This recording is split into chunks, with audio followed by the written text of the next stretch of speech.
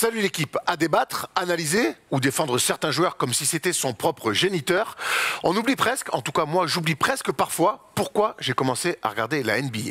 Et chaque fois que je me pose la question, c'est la même réponse, le kiff. Revenir à l'essentiel. Un petit peu comme Carmelo Anthony cette saison qui est revenu à la base, à l'amour propre du jeu. Kiffer et faire kiffer sur un terrain. Et ça, c'est archi kiffant. Je me souviens encore très bien de mes premiers souvenirs de Carmelo Anthony en 2003, un Final Four NCAA où il avait détruit tout sur son passage. Déjà kiffant et le charme avait agi instantanément. Et puis ce portrait dans un slam, alors slam c'est le magazine, hein, c'est pas une chanson de Grand Corps Malade où il fait rimer mélo avec vélo. Faut pas confondre. Hein. Non, Melo, c'est vraiment le kiff de l'élégance, même si au fil du temps, son leadership s'est avéré aussi efficace qu'un portable Huawei. Et puis Carmelo Anthony, c'est aussi le kiff d'un retour. Après une traversée du désert digne du Paris-Dakar, et abandonné de tous, tel un labrador sur la route des vacances. J'ai vraiment eu peur que la fin de Carmelo Anthony se fasse dans l'anonymat, façon Matt Houston. Pas kiffant du tout. Mais désormais, sous le maillot des Lakers, Carmelo est heureux, souriant et filochant comme jamais. Non, vraiment, pour toujours, Carmelo, merci pour le kiff.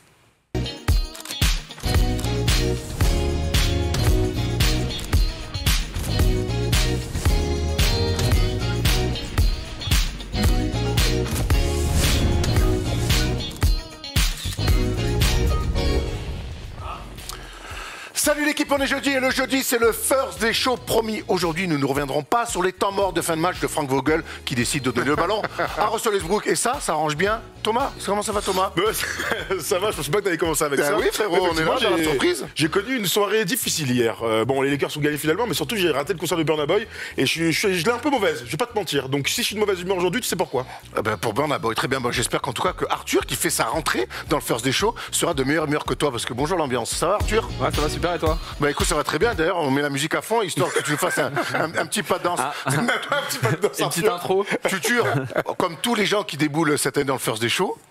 Quelle impression de ce nouveau plateau? Franchement, beau gosse. Je l'avais vu sur les autres émissions, nickel. Mais en vrai, c'est toujours plus impressionnant. Donc, bravo à vous pour le taf. Avant de parler de NBA, on va parler de LNB, puisqu'on fait, on fait des concours et on fait gagner cette semaine des places pour Asvel-Bourg dimanche. Belle affiche dans la vallée du Rhône. Entre.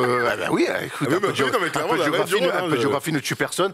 L'Asvel, donc le grand favori de cette saison, et Bourg-en-Bresse, une équipe outsider qui allait pas très bien, qui va beaucoup mieux après sa belle victoire face à Monaco. Donc si vous voulez voir cette belle affiche à l'Astrobal, ça se passe sur nos réseaux sociaux et de manière générale, suivez bien les réseaux de la First Team puisqu'on vous fait gagner assez régulièrement des places pour aller voir les belles affiches de la Ligue nationale de basketball.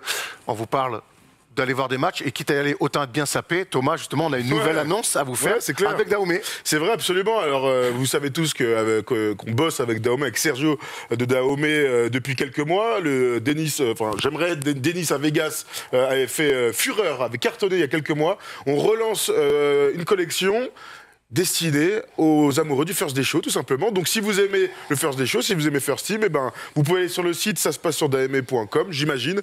Il y a toujours aussi la gamme de Dennis Rodman, mais aussi le First Team University pour ceux qui veulent reprendre leurs études, aller s'entraîner avec. Voilà, les couleurs sont top. On vous attend très nombreux sur le site et nous, on va recevoir la nouvelle collection bientôt et on pourra la porter dans cette émission qu'on adore. Donc voilà, on est très content en tout cas de cette nouvelle collection. L'orange m'excite particulièrement. Tout à fait, l'orange est fantastique. Sergio, il ira très bien ici. Sergio, sache-le, l'orange m'excite particulièrement. Tu as vu ton petit hoodie, toi, Denis in Vegas? Moi, je suis toujours oublié. Mais 250 € le pull, ça fait cher, les gars. Oh non, 250 € le pull. Je rigole. Ah ouais, merci. Il est fou. T'as des fausses infos, tu vois, le gars. Belle promo, en tout cas. Merci beaucoup. Tu pourras l'attendre encore, ton pull. Allez, le programme de l'émission, vous allez voir, on a encore plein de choses à voir avec les news, comme d'habitude, pour commencer, où on va parler des blessés, on va parler de bagarre, on va parler de performance. C'est important quand même. Le débat autour des Warriors, on était obligé. Est-ce qu'on a le droit? Est-ce qu'on peut s'enflammer pour les Warriors? Est-ce que Erwan peut s'enflammer? Il y en a qui ont envie de s'enflammer. Il y en a d'autres qui n'ont pas envie de s'enflammer, mais c'est des rabat-joie et je leur expliquerai pourquoi. Pendant le débat, on ira sur un focus sur un mec qu'on a détruit l'année dernière à juste titre, mais qui cette année nous fait un petit peu fermer notre wawa. C'est Kyle Kuzma qui nous régale en ce début de saison avec son équipe des Wizards. Un petit changement d'air qui a l'air de faire du bien à l'ancien Lakers et à l'ancien de la fac. Utah. Oui, voilà, c'est bien, je te chauffe un petit peu pour le quiz. Et donc, on finira, comme vous l'avez vu, avec un petit quiz de Tom Tiravino. Je rappelle que depuis le début de la saison du First Day Show, je n'ai pas perdu un qui suis-je. Ouais, même sur des trucs de raccro, des trucs tout pourris, c'est vrai. Même vilain, ça n'a pas toujours été élégant. Souvent vilain. Ça n'a pas toujours été, ça n'a pas toujours été. Et des fois, c'était limite du hors-jeu, il y a eu la VAR, mais chaque fois, c'est moi qui ai gagné le qui Erwan suis-je. Vata, je vais t'appeler. Voilà, Erwan, on ne parle pas de Vata.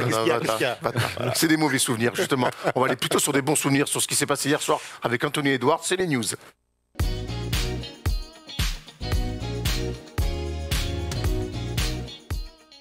On en parlait lundi dans la libre antenne et ça tombe bien puisque cette semaine Anthony Edwards nous a rendu raison, nous a donné raison plutôt, puisqu'il a sorti son meilleur match en carrière face à la meilleure équipe du moment, les Warriors. Un match à 48 pions, 16 sur 27 au tir, 7 sur 13 à 3 points.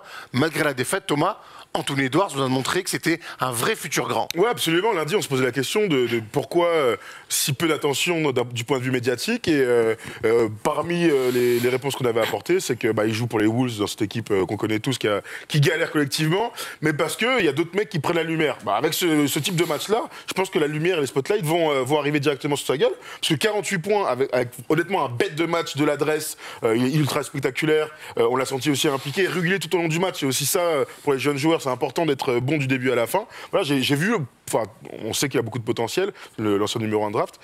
J'ai vu dans ce match-là ce qu'on peut imaginer sur les prochaines saisons. Tu vois, c'est-à-dire un top scoreur de la ligue. Ouais, clairement, c'était sa fin de saison dernière était déjà très impressionnante. On se rappelle que pendant très longtemps, il y avait eu le débat qui est vraiment le rookie de l'année avec Lamelo. Franchement, il est en train de confirmer.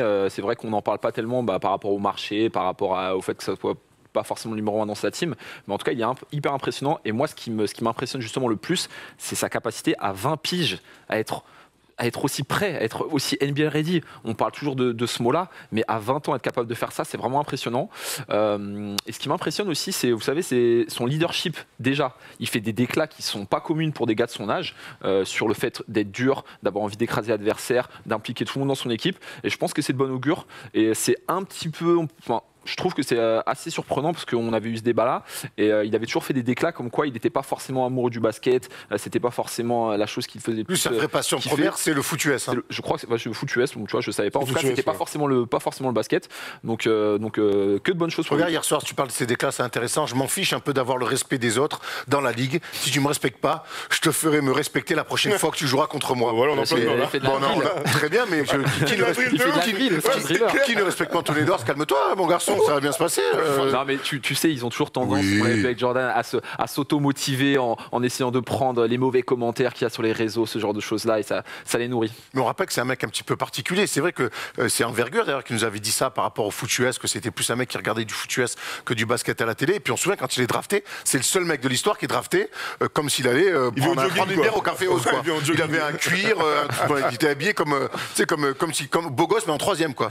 Donc c'est un mec qui a une histoire qui est un petit peu à contre-courant, mais ce qui est sûr, c'est que c'est une bombe physique et il y a un vrai scoreur qu'on va certainement retrouver. Ça doit donner un petit peu des idées côté Timberwolves, surtout que chez les Timberwolves, il y a D'Angelo Russell qui est revenu et ça se passe plutôt pas mal depuis 2 matchs, statistiquement parlant, puisque les Wolves n'arrivent pas à gagner. 22 points sur le premier, 18 hier face aux Warriors.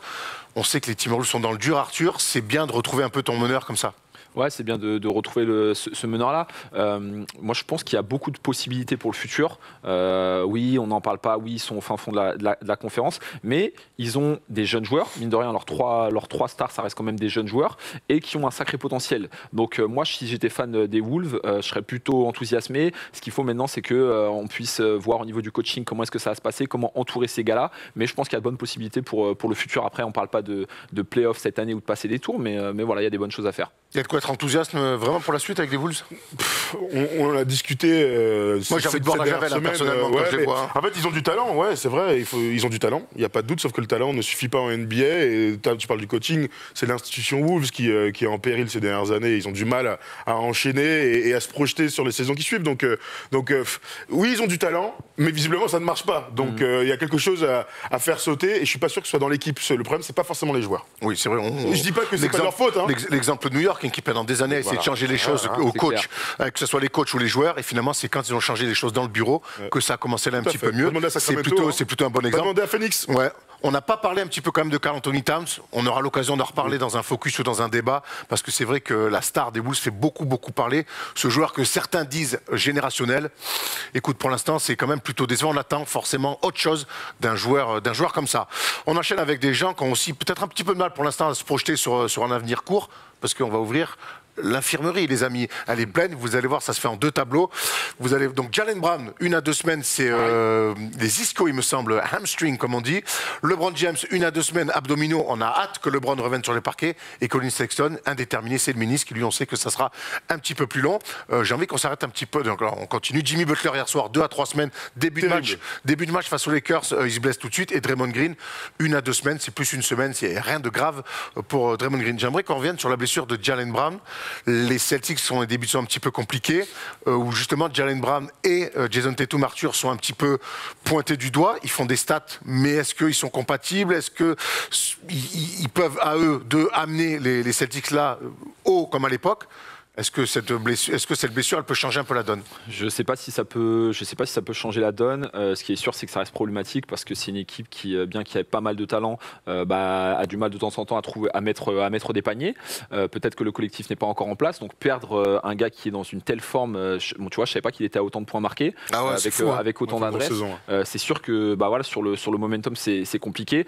Maintenant, il faut que les Celtics et Ime Udoka puissent travailler justement pour essayer peut-être travailler sur le collectif pour après tranquillement le réintégrer, mais j'ai pas envie de te dire qu'on est déjà dans l'urgence côté Boston, mais il va falloir gagner des matchs parce que la conférence Est cette année c'est chaud patate, donc ouais, un petit peu compliqué pour eux. En tout cas, ce qui est sûr, c'est qu'ils ont gagné contre Toronto hier. Ouais. Au forceps. Sans Jaylen Brown, 104-88. C'est Dennis Schroeder qui est intégré dans le 5 majeur, Marcus Smart et Jason Tatum qui a 22 points, 8 sur 24. Un bel hommage à Kobe pour 22 points pour Jason Tatum. Mais c'est vrai que j'aime bien l'idée que en fait, tu enlèves une des 2 stars, donc c'est compliqué de bosser collectivement alors que tu as des gros manques collectifs.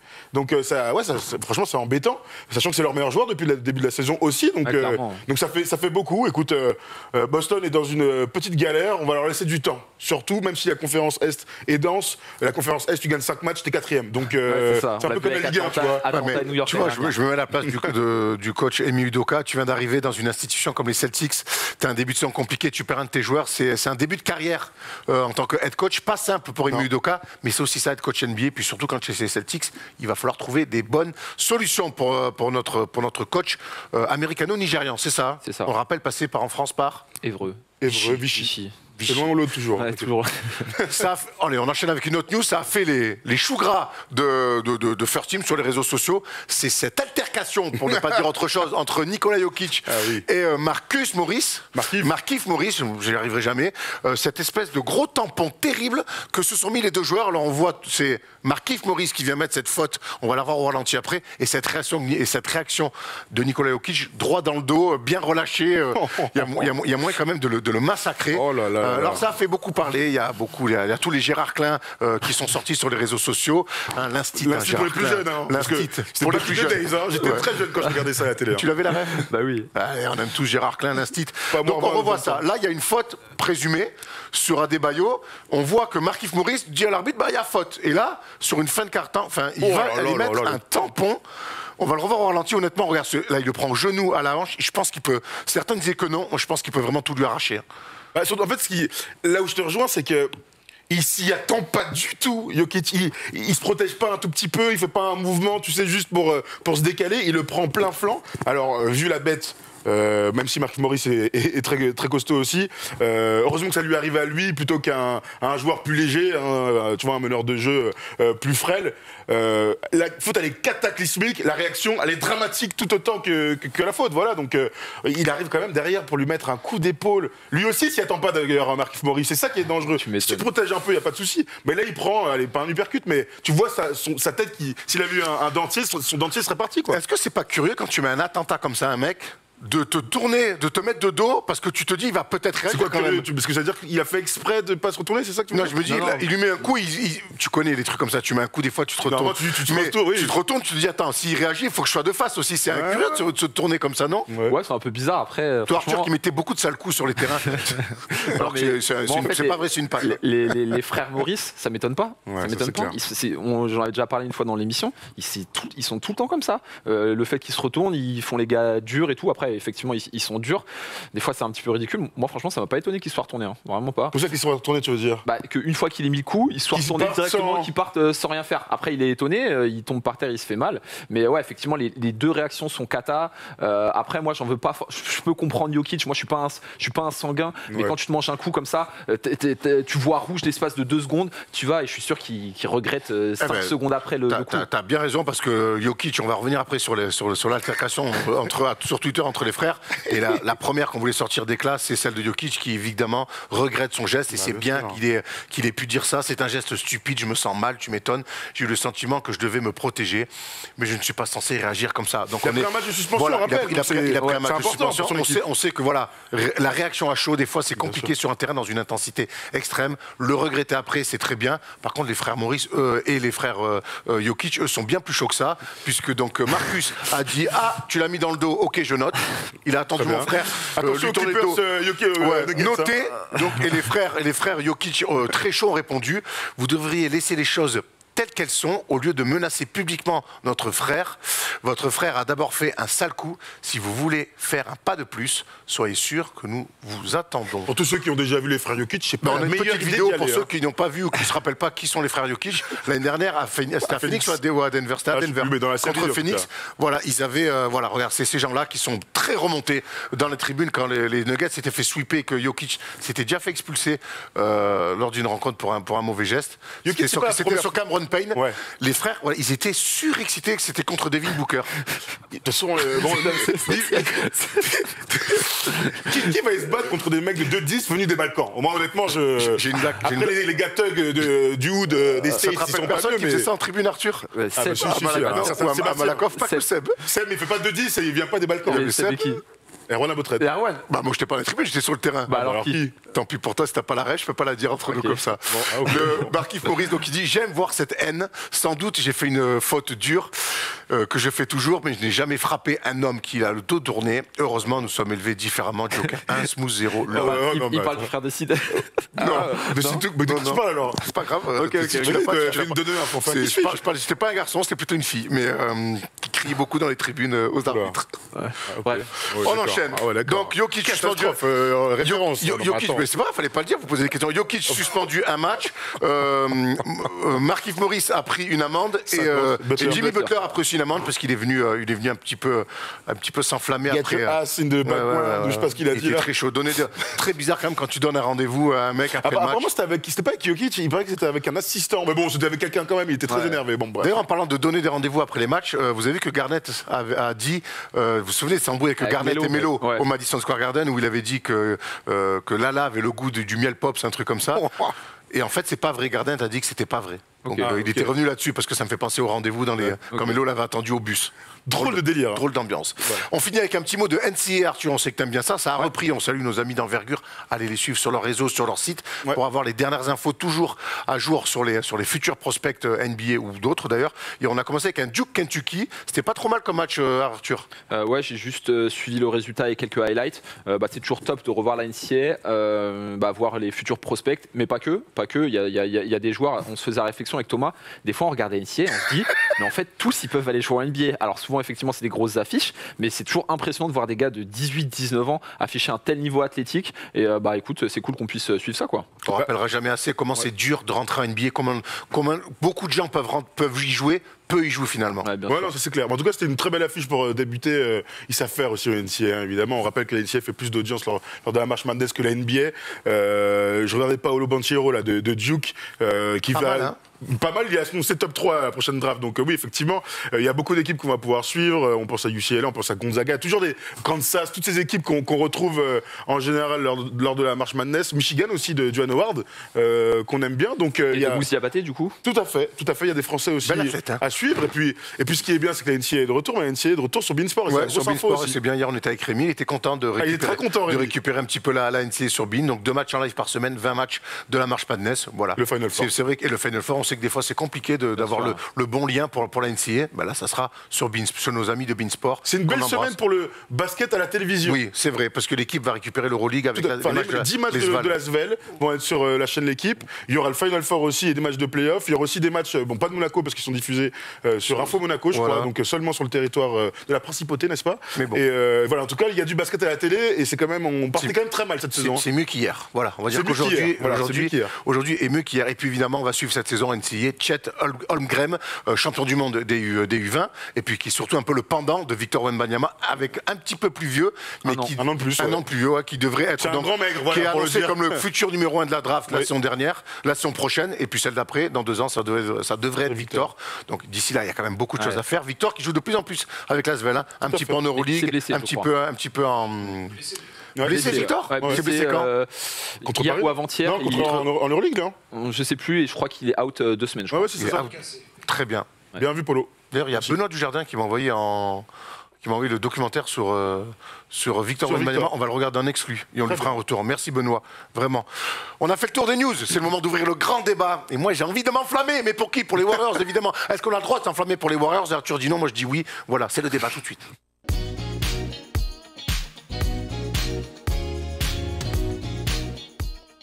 « 10 victoires, 1 défaite, meilleur bilan de la Ligue, un Steph Curry en mode MVP. Mais pourquoi ne pas s'enflammer pour les Warriors avec un Steph Curry, on l'a dit, extraordinaire, un match à 50 points il n'y a pas si longtemps que ça. Le bilan est bien de 10 victoires après la défaite, après la victoire hier soir face aux Timberwolves. Messieurs, on va commencer avec cette première question un petit peu générale. Est-ce qu'on a le droit, est-ce qu'on peut s'enflammer pour les Warriors? Bah oui, t'as le droit. De toute façon, t'as tous les droits, Erwan. Non, mais d'accord. Non, mais est-ce qu'on a le droit de s'enflammer pour les Warriors? Oui, il y a une équipe qui est à 10-1, qui commence merveilleusement, une équipe qui a déjà gagné, qu'on connaît presque par cœur. Si j'étais fan des Warriors, je serais en fusion. Voilà, vraiment la tornade, la torche plutôt des 4 fantastiques, complètement ouf, tu te régales, franchement tu passes des super moments là, les derniers matchs sont fantastiques, il y a de l'intensité, il y a des paniers incroyables, il y a des... Incroyaux. Moi j'adore dire incroyable au pluriel. Donc voilà, oui, je pense qu'on a le droit de s'enflammer. Est-ce que moi je m'enflamme? C'est une autre question. Arthur. Un petit peu le même son de cloche. Ça dépend. Si s'enflammer, c'est aller en finale et potentiellement gagner le titre. Moi, aujourd'hui, c'est pas le début de saison qui fait que je vais m'enflammer. On l'avait dit lorsqu'on avait fait le preview de Golden State, j'étais là.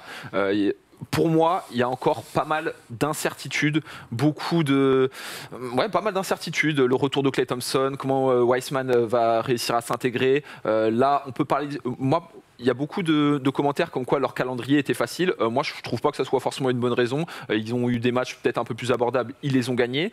Il n'empêche qu'en tout cas, ils sont très chauds. Mais de là à passer des tours, être constant sur des potentielles séries en 7 matchs dans cette conférence qui est tout aussi dense que la conférence Est, j'ai un petit peu de mal. Et moi, le gros doute que j'ai, c'est potentiellement à l'intérieur. Alors, comment est-ce que ça va se passer? Je te pose la question parce que du coup on a fait le tour. Je te pose la question. Alors toi, est-ce que tu t'enflammes pour ces Warriors? Moi, j'ai envie de m'enflammer pour plusieurs raisons. La première raison, c'est Steph Curry, qui est sur un niveau extraordinaire et qui emmène tout le monde avec lui. Déjà, quand tu as un joueur comme ça, pour moi, tu peux aller loin. Et on sait que tu peux aller loin avec Steph Curry parce qu'on les a vus il n'y a pas si longtemps que ça faire 5 finales d'affilée et gagner 3 titres, même s'il y avait Kevin Durant et Klay Thompson. Il n'empêche que quand je vois jouer les Warriors de cette saison-là, c'est pas juste je cours et je tombe dedans et c'est une bonne période, comme on a pu voir un petit peu avec le Jazz la saison dernière. Je trouve qu'il y a, mine de rien, une maîtrise dans le jeu. Il y a une défense collective qui est installée sans avoir de gros stoppers, à part Gary Payton 2 ou Iguodala, mais ils n'ont pas de stoppers vraiment forts. Mais collectivement, défensivement, je retrouve des choses, des belles années. Warriors. Et ça, pour moi, c'est de l'acquis qui va durer toute la saison. Quand collectivement, au basket, il y a des choses qui ne trompent pas. Et quand tu joues intelligemment, collectivement, des deux côtés du terrain, et c'est ce que dit Draymond Green, je pense qu'on peut faire encore mieux, qu'on peut corriger certaines choses et devenir les plus dangereux. Si on continue de progresser, on n'a pas de limite. Moi, je trouve que cette équipe joue juste. Et une équipe qui joue juste, je vois pas pourquoi du jour au lendemain, ça devrait s'arrêter.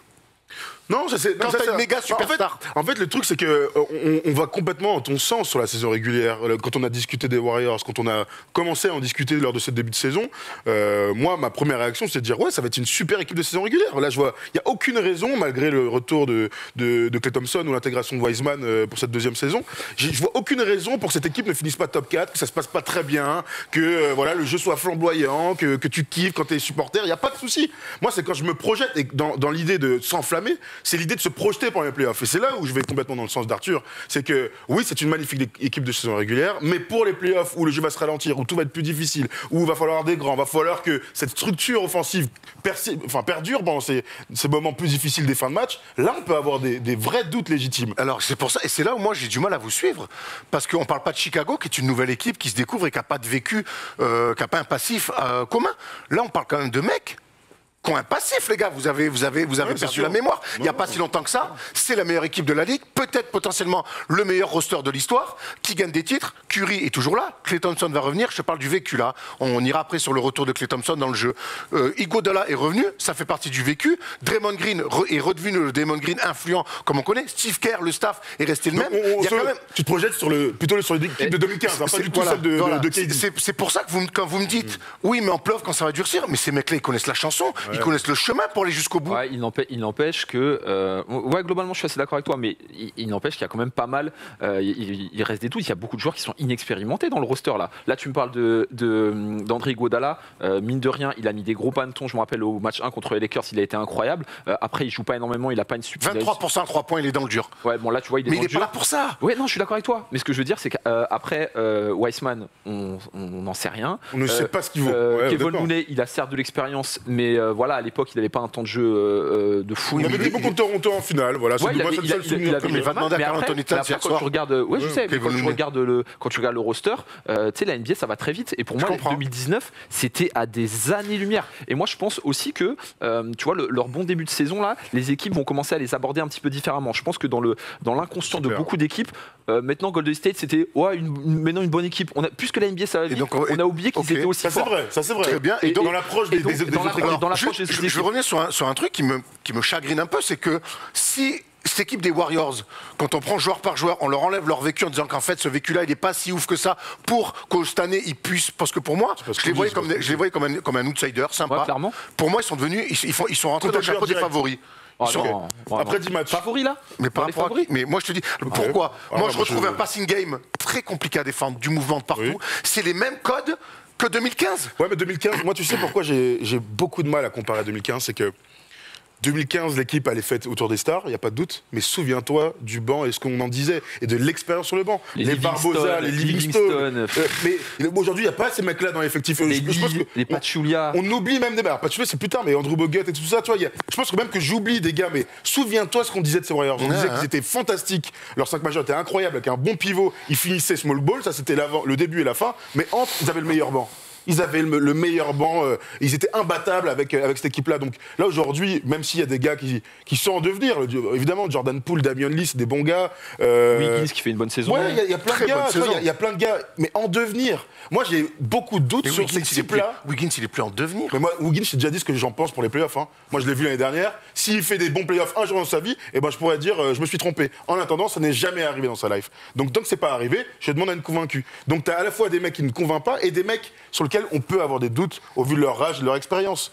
Maintenant, oui, mais quand les jeunes sont entourés par des. Oui, enfin, ça Arthur, ça. Arthur, t'as connu ça à Malakoff. Ouais. Malakoff, c'est Jordan Poole, lui, maintenant. Vas-y. Mais non, mais ce que je veux dire, c'est que quand t'es on n'est pas monté à cause de qui? À cause des mecs qui ont les vieux défaillants. Et ça aussi, c'est une vérité. Ah bon? Ah bah oui, hein. Catché, la première année. Moi, je pense que l'année, on monte pas parce que c'est toi qui es meneur. Mais non, c'est faux, ça. Ça, c'est pas ça. Bagarre. Donc, tu viens pas du match d'Harold, toi, au Mans? Ah, si. Bon, bah alors, c'est notre capitaine. Qu'est-ce que tu racontes, gros? Les vieux sont défaillants. Voilà. Moi, je t'avais dit, il fallait donner la balle. Fantastique. J'avais mis 20 points dans ce match-là, je sais pas non, j'avais pas mis 20. J'avais mis 18. Voilà, mais il fallait donner la balle à ton tranquille. Bref, ce que tu dis, c'est que les jeunes, aussi, j'adore parler de ça, parce que les jeunes, c'est que quand ils sont entourés comme ça, tu gagnes du temps. Ouais, mais il n'empêche qu'ils restent jeunes. Tant que ça. Regarde toutes les équipes qui sont titrées sur les dernières années, ça fait toujours partie du top 3, top 4 des équipes les plus expérimentées en âge, les plus vieilles. Donc, ouais, il y a des belles choses. Je pense que 11 matchs reste un bel échantillon pour qu'on puisse sortir quelques conclusions. Hein. C'est pas 2 matchs non plus, mais dans un format playoff où on sait que, sans que le jeu soit forcément très rapide, parce qu'il y a toujours des hautes moyennes de points, mais le jeu reste un petit peu différent, je pense qu'il leur manque encore quelque chose. Et puis l'arrivée. Justement, il leur manque quelque chose. Je te coupe, c'est pas, c'est volontaire, parce que je veux que tu gardes un petit peu tes billes. Avant qu'on aille vraiment sur les différents assets qui peuvent encore arriver dans cette équipe, moi je vois ça comme du positif plutôt que comme des doutes. Moi, il y a des choses qui ne trompent pas. C'est-à-dire que, vous vous souvenez, la grande force des Warriors en 2015, c'est que les troisièmes quart-temps, il mettait et hop, je retrouve ça cette année. Alors, je retrouve des trucs comme ça cette année. Alors oui, tout n'est pas. Le banc est peut-être un peu plus jeune, peut-être un peu moins fourni. Ça reste à voir. On verra avec le temps. Mais je trouve qu'ils ont retrouvé des choses. Oui, non, mais et la question que j'ai envie de vous poser, c'est est-ce qu'aujourd'hui Steph Curry, c'est pas du tout le même joueur, est aussi emmène autant les gens que LeBron avait pu les emmener avec lui à l'époque de Cleveland? Non. Je dirais pas un truc comme ça. Non. Moi, je sais pas un joueur différent. On se souvient que LeBron avait amené des Charlots en finale NBA. Ce qu'a fait LeBron la dernière année avec Cleveland, j'attends qu'un autre joueur de l'histoire le fasse. Je ne comparerai jamais à l'équipe à Curry parce qu'il a une meilleure équipe, tout simplement. Bon, au-delà de ça, en tout cas, ce qui va dans ton sens, c'est que on peut comparer déjà à ce qui s'est passé l'année dernière. On peut oublier un peu 2015 et tout, parce que vraiment, je pense que c'est difficilement comparable. Autre chose. Tu dis que Curry n'est pas le même joueur, bon, ça reste Steph Curry qui met des bombinettes. Si tu veux, il emmène un peu plus les gens avec lui. Mais bon, ça, c'est vraiment une perception. Je trouve que c'est une perception de nous fans. Je pense que dans le vestiaire, rien n'a changé. Il a un leadership de ouf, moi, je trouve. Oui, mais il avait déjà un leadership de ouf avant. Bref, par contre, je rejoins Erwan. Ça va. Moi, ce que je vois, en tout cas, par rapport aux années précédentes, et ce qui nous faisait dire que tu avais des espoirs pour cette saison en disant que ce sera un outsider, ils se sont mis à défendre cette année. Quand on voit les ratings, ils sont passés d'une équipe qui court l'année dernière à une très bonne équipe d'attaque avec une vieille défense, à une équipe qui court cette année, une très bonne attaque et une très bonne défense. Ils sont premiers au rating cette saison, moins de 100 points au rating, c'est énorme. C'est énorme, avec honnêtement. Avec le pace qu'ils ont. Avec le pace qu'ils ont, absolument. Et ça, c'est quelque chose qui va dans ton sens. C'est pour ça que, moi, sur la saison régulière, ils peuvent légitimement viser la première place de la conférence Ouest. Ouais. Et donc, ça les rend peut-être parmi les favoris. Mais j'ai du mal à me projeter sur la suite. Mais j'aime faire cette comparaison de Steph Curry et LeBron, de dire on emmène les gens avec lui, même si Steph Curry a une bien meilleure équipe cette année que LeBron avait à l'époque. Et d'ailleurs, regarde, même Steph Curry, il est tellement fort cette année que même toi, il te fait douter. C'est ce que tu nous confiais hier dans Clutch, que quand t'entends il met des 50, ça fait quand même réfléchir sur le futur des Warriors. Le match de Steph Curry, les 50 points face à Atlanta, c'est comme ça qu'on se retrouve à être comme un con et à dire putain, en fait, il n'a pas changé, il est toujours aussi fort, comment on va faire pour le taper? Il est au-dessus de tout le monde. Ce que j'aime avec cette équipe, c'est que c'est une équipe qui a l'air de se connaître par cœur, pour toi et Klay Thompson. C'est une équipe qui a commencé très fort, qui s'est mis à défendre. Et c'est l'énorme différence avec les 2 dernières saisons. C'est que l'équipe court autant, l'équipe est toujours aussi forte en attaque, mais par rapport à la saison dernière, eh bien, ils se sont mis à défendre et ça donne un super bilan et surtout des matchs hyper agréables à voir. C'est bon, on a profité de ce petit off. Bon, on va tout vous dire, on a profité pour reparler du match du Mans avec Thomas. En fait, Arthur est dépité. Et c'est vrai que Thomas avait été bon avec Nico Norca, pour le coup, avec Graillet, terrible. On avait été très mal coaché. Si tu nous entends, on t'a pas oublié. On rappelle quand même que Clutch, tous les mercredis à 18, parce que avec Rémi, on s'éclate. Honnêtement, on prend beaucoup de plaisir. On prend beaucoup de plaisir et j'ai été encore dramatique en fantasy. J'ai pris Evan Fournier cette semaine. Et Evan, tu m'as pas fait. Revenons sur les Warriors. Tu as envie d'en parler, Arthur. C'est le retour, parce que cette équipe carbure fort, mais il y a 2 retours au moins importants qui doivent se faire. C'est celui de Klay Thompson, évidemment, et de James Wiseman. Comment tu imagines ces retours-là? J'en ai aucune idée. C'est vrai? Bah ouais, j'en ai aucune idée parce qu'en fait, voilà, on sait que la médecine a progressé, que les gars s'entraînent, que ce sont des machines, voilà, tout ce que tu veux. Aujourd'hui, Klay Thompson, ça fait 2 ans qu'il n'a pas joué, sur 2 blessures complètement différentes et des grosses blessures. Alors oui, ça se soigne bien. Prends la déclasse, mais tu vas faire un peu le taf de journaliste. Je me sens très bien, je bosse tous les jours comme je l'ai fait lors des 2 dernières années et je fais des 3 contre 3, je reviens dans une grande forme. Moi, je trouve que sur ces déclats, donc c'est très intéressant, mais tu sais, la déclat qu'il a fait sur le fait qu'il était très vexé de ne pas être dans les 76 meilleurs joueurs, en disant je vais revenir pour montrer, bah tu vois, je pense qu'après 2 ans, je trouve que c'est, je sais pas si tu dois faire ce genre de déclat. Essaie de t'intégrer tranquillement. Et moi, si j'étais les Warriors, je limiterais son temps de jeu. Bon, je pense que c'est sur ce qui va être fait. Sur 1 ou 2 mois. Sur 1 ou 2 mois. Et l'idée, c'est qu'ils reviennent dans leur projection pour eux, qu'ils reviennent fort pour les playoffs. Par contre, mais je pense pas qu'il va casser le collectif. Mais tu vois, par exemple, des gars comme Jordan Poole qui sont à presque 20 points, qui vont forcément peut-être tirer 5-6 fois de moins par match, ce qui est normal. Comment est-ce qu'ils vont le prendre? Tu vois, il y a tout ça. Il y a la blessure de Draymond Green. Comment est-ce que ça va se faire toute cette intégration? Et tout à l'heure, je parlais du fait que j'ai été assez surpris et que je m'emballais pas. Bah, tu vois, c'est toutes ces petites incertitudes-là. Donc aujourd'hui, je ne saurais pas te dire comment est-ce que je les vois, mais je reviens toujours à ce que je te disais, dans un objectif playoff, je suis pas sûr que ça puisse aller très loin. Là où Arthur, et je te rejoins complètement, c'est qu'on peut se dire que si Klay Thompson, après 1, 2 ou 3 mois de compétition, revient allez, à 75% de ce qu'il est, donc un vrai défenseur et un mec super adroit. On parle même pas de lui lors de la finale contre les Raptors, où il est fantastique avant sa blessure.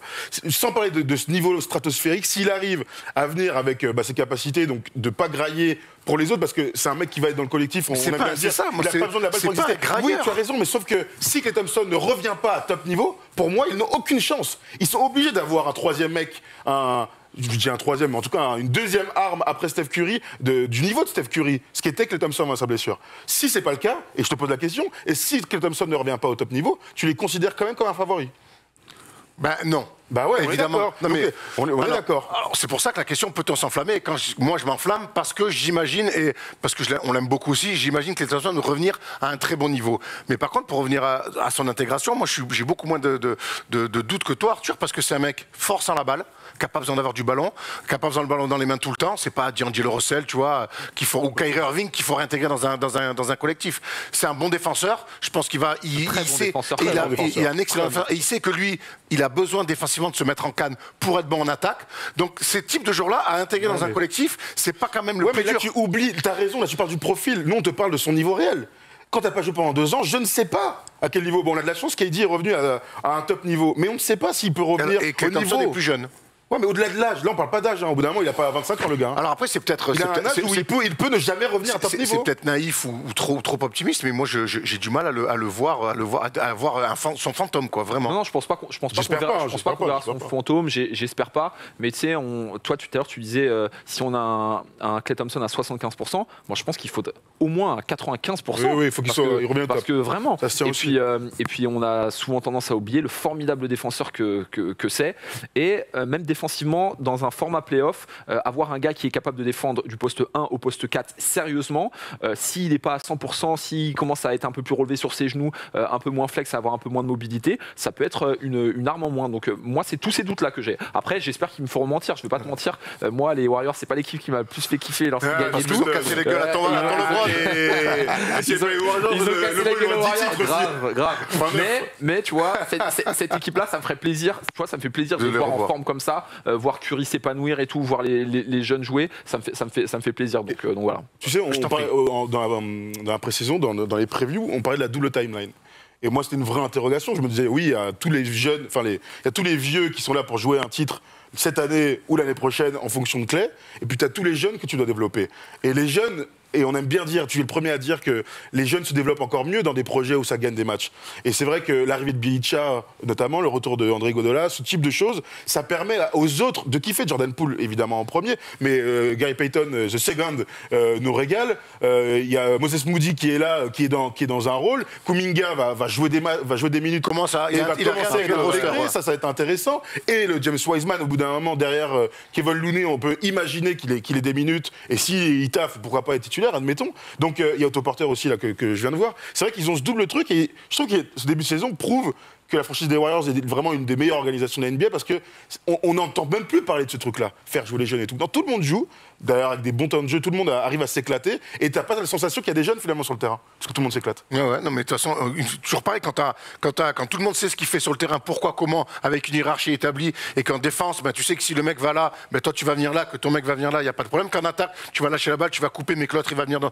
C'est beaucoup plus facile de jouer au basket. Et moi, tout ça, c'est des certitudes quand tu es dans le creux de l'hiver, par exemple, que tu as moins les jambes, quand tu as ça, ce collectif-là, des deux côtés du terrain, ça te permet justement de passer outre. Que si tu joues que sur les cannes et le côté physique. L'hiver, c'est la saison régulière. C'est au printemps qu'il faut être bon. Oui, non, mais vous me parlez de mecs comme. J'ai l'impression que vous me parlez de mecs comme s'ils n'avaient pas joué 5 finales NBA. Un petit mot sur James Wiseman, un petit peu. On a envie d'y croire, mais on ne sait pas trop à quoi croire, en fait. C'est un peu ça le truc. Désolé, mais moi, illisible pour moi. Il était blessé à Memphis lors de son année à la fac. Il a commencé la saison dernière, c'était pas mal. Franchement, c'était pas mal. Ouais. Il a fait peut-être moins de 20 matchs. Je ne sais plus combien de matchs il a fait. Bref, il a montré de belles choses. Mais pareil, c'est pas une saison complète. Voilà, les Warriors, Stephen Curry, il revenait de blessure. C'était dans un contexte particulier où l'équipe était pas top. Voilà, je sais pas. Après, sur le profil, c'est sûr qu'il va pouvoir apporter des choses. Et la rotation. C'est que l'année dernière, en qui est terrible défense. pour lui, c'est que quand c'est très dur le début de saison, il se blesse Ouais, et ça va mieux. et ça va beaucoup mieux. Ça, c'est Alors, jamais. montré les choses. Ça, c'est Tu sais à quoi je jamais pensais, bon là, signe. Quand vous disiez ça, je me disais, imagine si les choses avaient été faites un peu différemment et les Warriors avaient eu ce deuxième choix cette année. Ils auraient pu récupérer Evan Mobley. Ouais. Ça aurait fait du, ça aurait fait du sale de ouf. Bon, Ouais, l'idée. après, Bon, c'est vraiment les fameux les fameux fameux what if. Parce que là, j'y pensais. Fantasme. Il n'empêche que moi, que quand tu joues bien au basket comme ça, et que tu as le meilleur joueur du monde actuellement avec Kevin Durant qui est Steph Curry, moi je me dis, Faut y croire, bon, oui. t'as le droit de t'enflammer. Oui, Voilà. oui, en fait, D'ailleurs, ça. dites-nous dans les commentaires si vous avez le droit de vous enflammer. Et certains l'ont fait sur Twitter. Alors il y en a qui s'enflamment, il y en a qui s'enflamment pas. Et c'est pour ça qu'on aime débattre. Tu peux envoyer Tom en régie. On a Roma, c'est ça? Ouais. Alors, il manque beaucoup de. Il montre beaucoup de belles choses. Il montre beaucoup de. Vas-y, prends-les. Il montre beaucoup de belles choses en ce début de saison, mais le calendrier est plutôt favorable aussi. On les attend face à des gros pour la confirmation. Chacun connaît son rôle. C'est un régal de les voir jouer. Donc, pour l'instant, lui, il dit que c'est très bien, mais qu'on attend de voir. On enchaîne avec Sekri Zavatore. Voilà. Il y a vraiment de quoi s'enflammer. Franchement, ils ont la meilleure défense collective de la Ligue, ça c'est vrai. Genre vraiment, ils défendent à 5 et rajouter à ça une attaque bien huilée, un bon retrouvé et un éventuel retour de Clay, le numéro 77, ça peut faire mal. Pas bon à prendre en play-off. Il est complètement d'accord avec toi, notre ami italien. On enchaîne avec la prudence. Il ne faut pas s'enflammer, mais c'est un excellent début de saison où l'équipe ne se repose pas uniquement sur Curry. Ses joueurs ont up comme pool. Pas de Thompson, mais pas de Wiseman non plus. Ça s'annonce prometteur, sans compter les rookies de les voir en play-off. Voilà, écoute, hein, on est tous plutôt sur la même ligne, non? J'ai l'impression qu'on est plutôt d'accord pour dire que c'est un super début de saison, bravo, mais qu'on attend de voir le retour de Clay et les play-offs. Il n'empêche qu'en fait, moi, le vrai changement pour moi, parce qu'on aime bien s'enflammer ou pas, c'est que pour moi, c'était des vrais outsiders. Pour moi, ils ont changé un peu de statut sur ce début de saison. Voilà. Et donc, du coup, ça marche ce que dit Arthur sur, du coup, les adversaires vont faire les choses différemment. Bon courage, hein. Non, mais Moi, une équipe, mais comme je te dis, c'est pas comme si tu avais un mec en ISO ou sur pick and roll très fort où tu peux t'adapter. Bon courage, une équipe et à tous les niveaux où ça court, tout le monde, le danger vient de partout. Du jeu sans ballon, du mouvement. Bah allez-y les mecs, hein, bon courage. Bon courage. Non mais t'as raison, là tu parles tactique, mais tu n'apportes de bas un match face à Lasvel en LNB que comme face à Bourg-en-Bresse. Eh ben, c'est la même chose. Tu vois, quand Paris Basketball a gagné, c'était leur match d'Euroleague. Et ben, je pense que quand tu joues les Warriors à partir de maintenant, et ben, t'es dans un autre truc par rapport aux saisons passées. Eh ben, on verra ça. On verra ça. Dites-nous dans les commentaires si j'ai le droit, et si vous avez le droit de m'enflammer, parce qu'avec mes deux compères, j'ai même pas le droit d'essayer d'un petit peu d'avoir un peu de sauce autour de mon Steph Curry. Bref, c'était un très bon débat en tout cas. On va voir la suite. On finit avec ça. Golden State Warriors, 4 gros chocs d'ici la fin du mois. Ça va être intéressant à suivre. Face à Chicago qui cartonne. Aux Nets, là pour le coup, ça sera à pas rater. Les Sixers et les Clippers. Voilà un super calendrier d'ici la fin du mois. Ça sera des belles affiches et on en parlera certainement dans le prochain First Day Show. Le First Day Show, c'est pas fini puisqu'on va parler d'un mec qu'on a détruit à la tronçonneuse la saison dernière. Mais là, on va lui passer un petit peu de pommade. C'est Kyle Kuzma. Viens sur la table, mon Kyle. On va s'occuper de toi.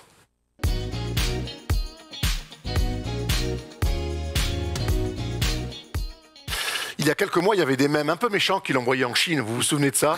Il avait été transparent, notre ami Kyle Kuzma, qui jouait aux Lakers, mais qui ressemblait plus à un Instagrammeur qu'un joueur de basket. Oui, on a été très très dur avec Kyle Kuzma, les Lakers aussi, puisqu'ils s'en sont séparés cet été, alors que c'était quand même l'un des joueurs qu'ils avaient gardé. On rappelle que Ingram, Lonzo Ball, d'autres avaient été. Josh Hart était parti. Ah ouais. On avait fait confiance à Kyle Kuzma. Cet été, on s'est séparé de lui, le voilà maintenant dans la capitale à Washington, et on a l'impression, Tutur, que l'air frais de la capitale lui fait le plus grand bien. Bah ouais, les résultats plaident en sa faveur. Kyle Kuzma, je pense qu'on a tous beaucoup de mal avec ce genre de profil de joueur. On sait que la NBA, c'est une ligue de rôle. Chacun, il y en a, enfin surtout aujourd'hui, les gars sont là pour défendre. Il y a des gars qui ont de l'adresse. Il y a des gars qui sont là pour faire des passes, ce genre de choses-là. Lui, il a un profil très particulier qu'on n'aime pas forcément, peut-être un peu plus nous avec notre sensibilité de basket européen. C'est que lui, c'est un scoreur. C'est un gars, quand il est arrivé en NBA, il a fait tout de suite des gros cartons avec des grosses moyennes pour des rookies, parce qu'en fait, il met des points, il rentre, il prend des tirs. Il est adroit, il va aller sur la ligne de lancer franc, il va gratter les rebonds offensifs. C'est un gars qui est attiré par le panier. Et ce qu'on a vu, en fait, on parlait de timeline tout à l'heure, il est arrivé aux Lakers, ça se passait bien pour lui, c'est des stats. Et après, tout de suite, tu as LeBron qui arrive, il arrive à rester dedans. Et tout de suite, les attentes sont énormes. On attend que les Lakers gagnent le titre. Et lui, dans sa progression, ça l'a un petit peu freiné, ça nous a donné un peu de frustration. Et le voir tirer et prendre beaucoup de tirs. Je pense que c'est ce qui nous a tous frustrés. Après, il n'empêche que ça reste un formidable scoreur et il arrive à s'épanouir à Washington. Donc moi, je suis content pour lui. C'est sympa la définition que tu fais de lui parce que ça, c'est le côté positif. Voilà, c'est le côté positif. Moi, ce que je lui reproche, c'est pas son profil, c'est pas le fait que ça soit un scoreur. Oui, c'est un scoreur. Moi, je pense qu'il a toutes les qualités pour réussir et s'épanouir dans cette ligue sans problème. Moi, ce que je lui reproche, c'est que quand tout va bien, ben il va mettre des tirs, il va faire le ouh quand t'es à plus 20. Par contre, quand LeBron est blessé, quand il y a des blessés et que c'est naturellement à lui à step up, ah ben là, il n'y a plus personne. Bah, moi, tu vois, je suis pas d'accord l'année dernière. Non, mais en playoff, il est cata.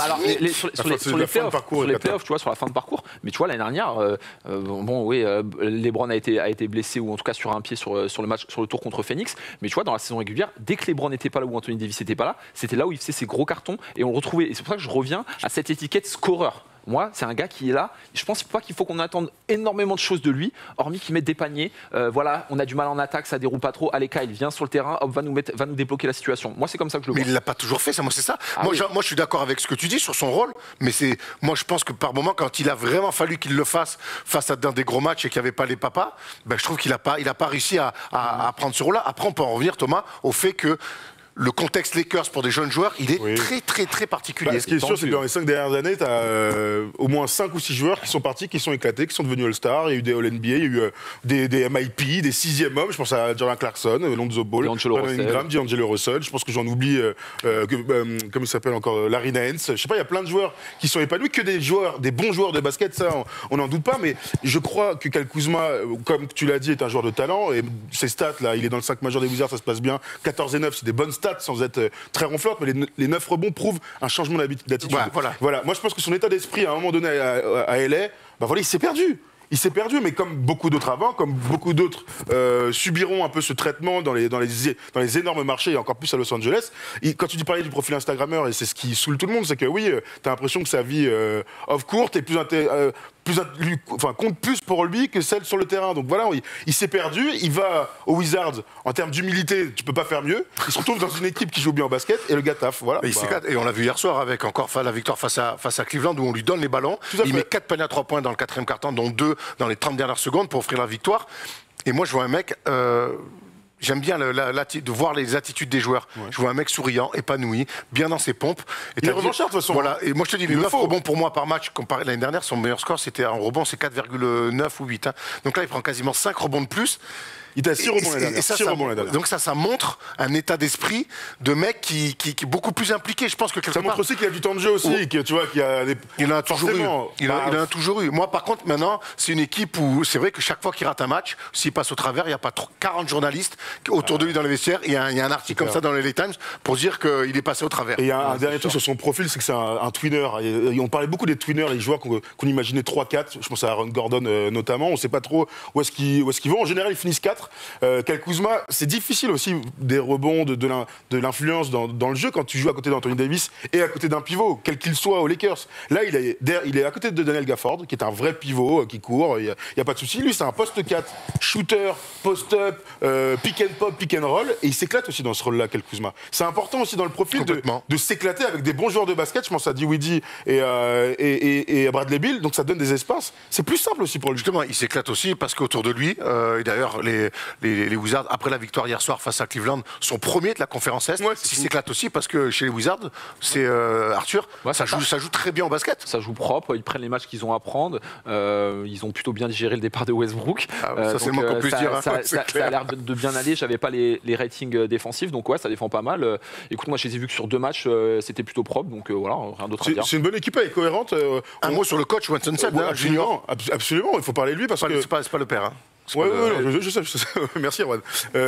Mais en fait, c'est bien d'avoir un coach qui met des choses logiques et cohérentes.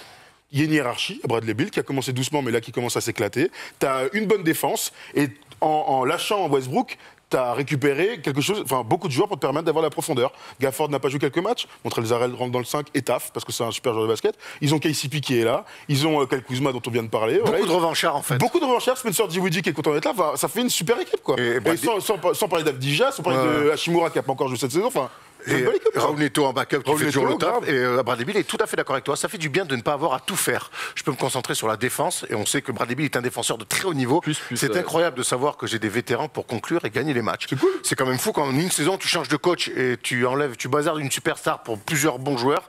Et voilà, les Wizards en tête de la conférence Est. Fallait le prévoir celui-là. Hein. Donc ouais, C'est clair. clairement. Puis dans l'optique des playoffs ou du play-in, il faut qu'ils prennent un maximum de matchs maintenant sur Ouais. cette dynamique, parce qu'après ça va revenir fort, les équipes commencent à se mettre en route, donc il faut qu'ils continuent.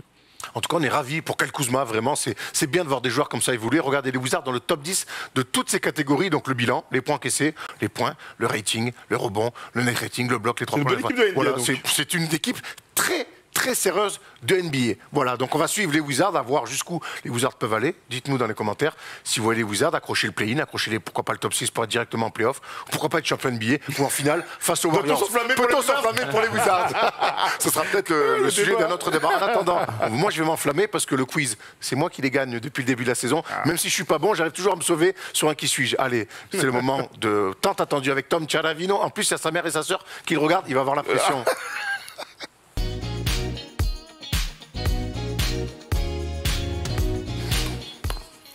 Allez, qui dit fin d'émission dit quiz. Et aujourd'hui, évidemment, il va y avoir du K-Fac parce qu'on est avec Arthur. Et vous savez que Arthur, Erwan et un peu Thomas par moment aiment bien se tirer la bourre sur les facs. Hein. Ouais, absolument. J'adorais quand on était dans le bus, mais ils ont tellement bien révisé depuis Ils que ont bien je suis à la progressé. Mouisa, ils ont progressé. J'ai gagné les 3 derniers Kelfac. C'est vrai. Et largement. N'importe quoi. Écoutez, j'en ai fait pas mal. C'est parce que je suis pas allé à la fac, c'est pour ça. au collège. J'en ai fait 15. J'ai aussi fait des G déjà. Ouais, mais ça va très vite les qui Ok, c'est vrai. les Kelfac et un petit qui suis-je. On commence avec le Kelfac. Allez, vas-y. Allez, c'est parti. On commence avec un mec qui a fait un peu l'actualité. Miles Bridges, pardon. Michigan State. Ah, Bravo. Joe Johnson, Arkansas. un partout. David West, Perdu. Non, Xavier. Xavier, bravo, 2-1. Oji Anunoby. Ah, Oh, je l'ai. oublié. Oh, je sais pas du tout. Non, moi j'ai C'est aussi un savoir. état.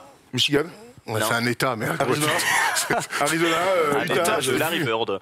Indiana. Indiana, bravo. Ed. je l'avais pas fait. Ça fait 2-1. Michael Red. Michael Red. Je l'ai pas, Michael Red. Écoutez, c'est vers Cleveland. Cleveland. Ohio State. Ohio State. State, bravo, Ah t'es bon sur les indices. Ça fait 2-2. Mike Bibby, Arizona. Arizona, Ah ouais, bravo. je veux dire comme ça, je suis un ouf. Harrell, mon 13. Louisville. Ah, Louisville, je suis un ouf. Quoi Égalité, non Égalité. Égalité, allez. Quoi Je suis au plus proche égalité. Égalité, ça fait 4-3-2. Hein. 4-3-2. Jerry Stackhouse, North Carolina. bravo, bah 5. oui. Monta Ellis, Oh, c'est dur, il y a une petite fac.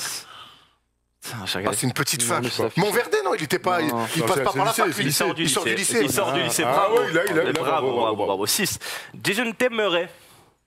Qui ça Dejounte Murray. Dejounte Murray. Ah, je sais pas Ah. du tout. Non, je sais pas. Il y a une petite fac. Murray State, non Non, non.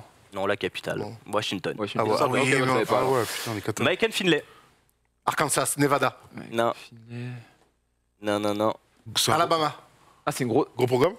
Bon, un beau programme, ouais. Arizona, non Non. Non, c'est vers Milwaukee. Wisconsin. Wisconsin, Ah, bravo. C'est vers Milwaukee.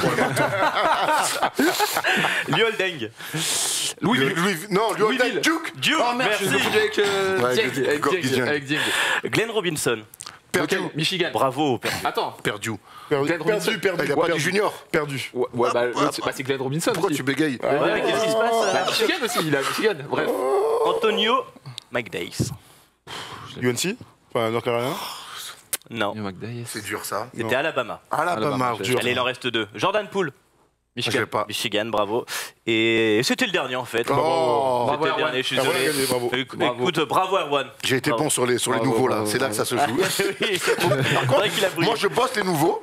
Faut que tu bosses un peu les anciens. T'inquiète pas, je vais sur Wikipédia. Ah, tu bosses, ça y est, Bien sûr, il officiellement. bosse. Bien sûr, Oh il là bosse. là, Erwan, tu Bien sûr, bosses. il bosse. Ça veut pas dire qu'il triche, il bosse. J'ai pas dit. Ah, donc tu bosses. J'ai pas dit que je bosse, c'est-à-dire que quand je prépare les émissions, je vais voir la fac quand je vais sur les profils des mecs, je regarde leur fac. Donc tu bosses. Ouais, t'as le Bah, droit. excuse-moi. Ah bah en fait, c'est t'excuses pas. la prochaine fois, je vais en chemise à fleurs et en tongs à l'émission. C'est bon. Mais il est Il y a confiant. 2 ans, tu faisais ça, alors arrête. hein, faire le mec, J'ai hein. jamais fait ça. Polo, c'est vrai, non? Il est Officiellement, pas j'ai là, jamais je fait le ça. cherche, mais. Clairement, il a dit Polo. Allez, vas-y.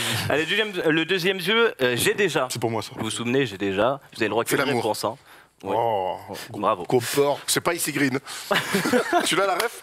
Pas du Je te le raconte. Je te le raconterai. On la raconte en off. Hein. Oui. Non, mais c'est un Bah, joueur non. qui joue aux Lakers, pour ceux qui Oui, ne savent pas, qui était très religieux et qui disait qu'il ne faisait jamais l'amour. Qui n'avait jamais fait. Qui n'avait jamais fait l'amour. Qui veut de chasteté. Icy quoi. Green. Eh ben, c'est beau. Allez, va. C'est beau. Un vœu de chasteté. Et j'ai déjà inscrit 43 points dans un match. Oui. Et j'ai déjà joué au Knicks. Et j'ai déjà joué plus de 1000 matchs en carrière. Et j'ai déjà inscrit plus de 18 000 points en carrière, ce qui fait de moi le 67e meilleur marqueur de l'histoire. Jamal Crawford. Non. On a le droit de dire des trucs. On a le droit. Ouais. Et j'ai déjà joué une fois des finales de conférence, c'était en 2013 à l'Ouest. Attends, quoi 2013 à l'Ouest. Et j'ai déjà été All-NBA Third Team en 2011. Tu peux revenir. Et j'ai déjà été All-Star à 2 reprises. David West. Non. Mais non, les Knicks, je suis un ouf, je dis n'importe quoi. Et j'ai déjà été MIP. Au Knicks? Attends, que je... Vous savez, quand je dis j'ai déjà joué au Knicks, il a joué au Knicks, mais il a joué à d'autres endroits. Hein. Oui, je sais. Mais en fait, il y a tellement d'infos là, je sais même plus où aller. Attends, MIP. 2 fois All-Star, MIP, All-NBA Third Team. Voilà les 3 dernières infos, en 2011. Et j'ai déjà fait ma fac à Michigan State. Et j'ai déjà terminé ma carrière aux Kings. Wow, mais attends. Ah, mais c'est Ron Artest? Non. Non.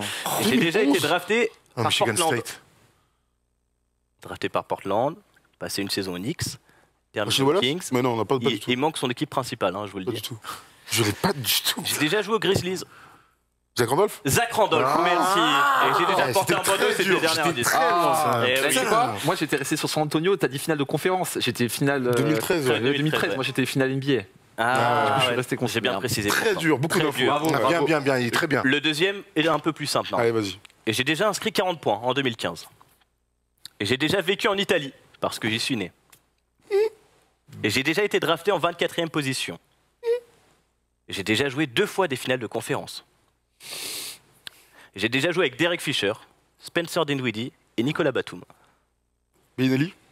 Non. Shot. Ah, Bellini, il a joué avec Batum en plus. Hein. Ah ouais. Je n'ai jamais été All-Star. Et j'ai déjà joué cette saison 9 fois dans le 5. Cette saison-là. J'ai déjà fait ma fac à Boston College. Reggie Jackson. Reggie Jackson, bravo. Il est né en Italie, lui? Ouais, il est né en Italie, c'est pour ça Bonne que ça vous info. met un peu. Son père devait être pro. Ouais. Reggie Jackson, bien joué au Bellinelli, Pistons. on est quand même pas sur des jumeaux. Hein. Bravo Erwan, pour le moment tu brilles. Hein. Mais vous savez bien que voilà. tout se passe Allez. pour le qui suis-je. Allez, vas-y, je prends un petit Faut pas tisane. abuser là. cet homme là. Ouais. Ah, faut qu'on gagne, grave. Allez, je suis né le 11 avril 86 en Caroline du Sud. Je fais mon cursus universitaire dans une fac dans l'Ouest américain. Et j'y resterai 3 saisons de 2004 à 2007. Avec mes stats, 12,3 points au collège et aussi 5 rebonds et 5 passes, je me présente à la draft 2007.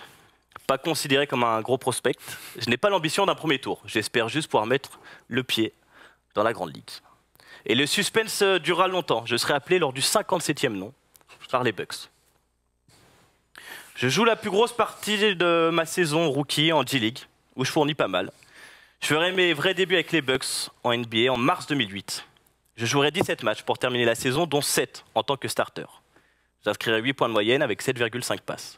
Je ferai même une grosse impression lors d'un match contre les Bulls, où je ferai le record de passes de ma franchise. Luke Renauer. Non. Non, et comment ça, Ouais, Seattle avant, et tout. avant, Attends. avant. Oh, ça, c'est des Je l'ai réponses. senti tout stressé dans la voix. Ouais, ça, c'est des réponses qui ça doit lui enlever des points. Hein. Je me tais pendant 10 secondes. D'ailleurs, c'est le 3e plus haut total de passes pour un rookie. J'enchaînerai derrière avec un match à 25 points et 14 passes. Oui, cette fin de rookie laisse une belle impression. D'ailleurs, je serai élu rookie du mois en avril. Ma 2e saison, je reste sur des belles promesses. Je réaliserai une saison avec 12 matchs à plus de 20 points et 1 à 40. Cette saison-là, Je crois que je l'ai. Ah, il va sortir, je l'ai, attends. Cette Je saison-là, connais je que lui, termine à putain. 12,4 points de moyenne et 5 gains. Oh là là, mais c'est je terrible, j'ai suis trop de toujours le mémoire. 2e larron sur mon poste et je commence à devenir un peu frustré. Ça tombe bien, je change d'air, puisque je suis agent libre et je rejoins Minnesota et les Timberwolves pour un contrat de 4 ans et 16 millions de dollars. Je ne serai toujours pas titulaire une saison complète avec Minnesota, 82 matchs, une seule fois starter pour 21 minutes en moyenne. Une saison et puis ça va, puisqu'après Milwaukee et Minnesota, c'est chez les Cavs où je suis transféré à l'été 2010. Brandon Knight. Non. Ah non. Je ferai ma meilleure saison au scoring depuis le début de ma carrière, puisque j'ai inscrit 13,3 points. Mais bon, on termine 30e de la ligue. Je terminerai même pas ma deuxième saison chez les Cavs puisque je serai tradé chez les Lakers pour quelques mois. Mais j'ai que lui là en tête là, tu sais, putain. Non, je peux pas te le faire, toi, t'es chiant. pas Mais je pense qu'à lui tout à l'heure. Mais je ne vais pas m'installerai pas l'avoir, dans la putain. Californie. Je partirai une nouvelle fois après les Bucks, Un vieux type les là. Timberwolves, les Cavs et les Lakers. Oh là là. J'arriverai Bon, ça, chez les Bobcats à Charlotte. Mais oui, Erwan. Putain. Attends, regarde. Non, C'est bon, tu l'as dit, mais c'est pas, je serai savoir. Attends. Je connais que lui, je vais pas le On dire. peut continuer Je ou pas Continue. Je vais pas le dire. peut c'est que continuer, C'est je quoi, me je serai déteste. toujours pas titulaire dans Je cette connais que cinquième lui depuis franchise. tout à l'heure. Mais je continuerai à faire quelques stats. Au Lakers, il est 4 ans en playoff, frère. Il Comme genre souvent, de brûler. je passe une saison. Ramon Session. Ramon Session, Bah oui, bravo j'avais Bravo personne. Erwan. Mais oui, Ramon Session. Je l'ai depuis tout à l'heure. Moi, je l'ai. mais pas du Moi, je l'ai. Depuis les Moi, je l'ai. Et en fait, je crois qu'il fait Bucks et direct Les Lakers. Lakers. Non, il fait. Non. Ah, mais en fait, j'ai ramassé, je fais non, c'est pas lui en fait. Ah, Bravo, Erwan, bravo, Je l'avais pas du tout. J'avais que lui en tête. Bah oui, mais bon. J'avais un Ramunda dans la tête. Ramunda, mais je savais pas que C'est la fille de Gabriel Solis, ça. Quel bac, Ramon Session Je sais pas. Ah, je sais pas. Ah non, Nevada. Nevada. Ah, ok. vas-y, je l'ai pas m'organise dit, sur on Ramon va Session. C'est trop là. C'est Celui-là, il bon. est 4 à but du genou et la Bravo, nouvelle bravo, victoire. bravo, Ouais, celui-là. Erwan Bata, je l'appelais. Ramon Session, mais je J'ai que l'avais, lui en mais tête. je me dis non, c'est pas lui en fait. Il fait 24 points en saison rookie. Ah oui, 24 non, mais- passes en saison rookie, c'est incroyable. Il fait 24 passes. Ouais. C'est beaucoup, ouais.